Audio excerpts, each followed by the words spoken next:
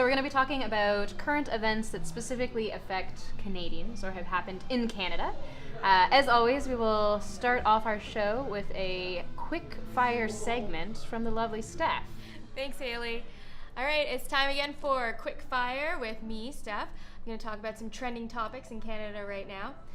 First off, after a string of suicides amongst minors in Northern Ontario First Nations communities such as Attawapiskat, there are protests in Toronto by First Nations communities protesting the lack of attention, funding, and resources to these communities.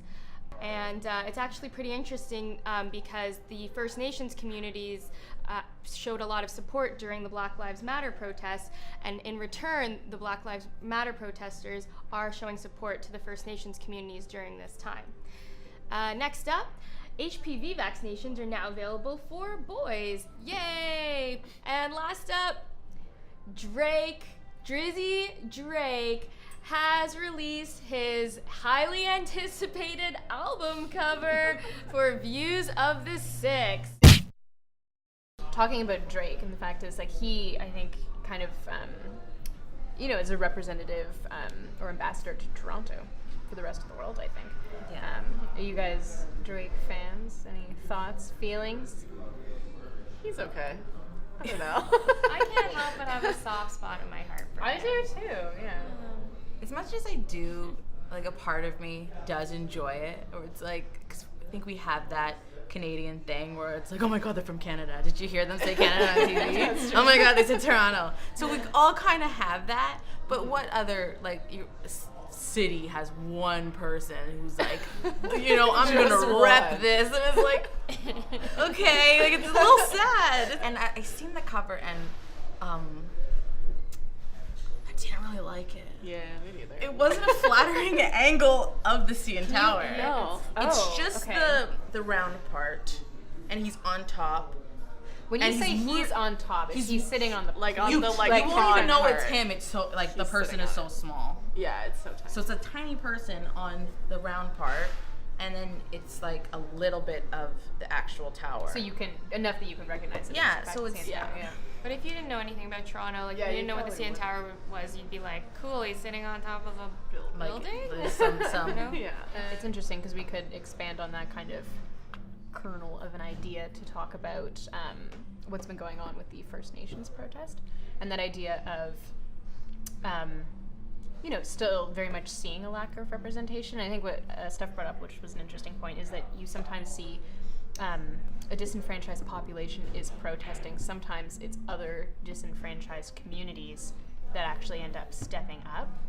You look at it, people saying, I too know what it feels Yeah, like to be treated poorly for ridiculous reasons, and then just have, like, the entire country, or like the government more specifically, just ignore that. Yeah, the mainstream Where population, you have to then protest, and I just love seeing that these two groups, like the Black Lives Matter and the First Nations, are supporting each other in this, because we like to say that about Canada, where it's multiculturalism, and we got that, we're more supportive of that, and we're good with that, but it's not perfect. So it's good. No. I like to see that, this is an actual example of that, is people supporting each other. Yeah, I think that's kind of Canada's national myth in some ways. Like, it's kind of like we are ever so accepting and ever so multicultural, which is, it's really great that, like, that is something we recognize as a worthy ideal that we want to uphold. But I think,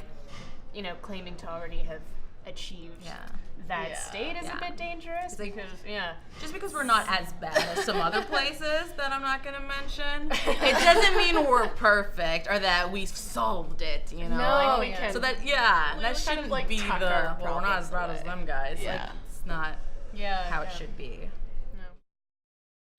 And that's why my paper clips keep disappearing. Speaking of butt stuff, did you guys hear what JT got up to last night? Yeah, I mean, I know what I wish he did to me last night, am I right? He's so hot. It's too bad he has a wife. Wait, isn't he gay? No, happily married for several years now. No, wait, that's not right.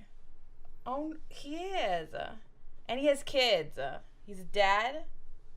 Such a daddy. He's so good with kids. I think that's why the public trusts him. I just wish he'd, like, stay away from acting. Yeah, that's not really his thing. I mean, he's a way better singer.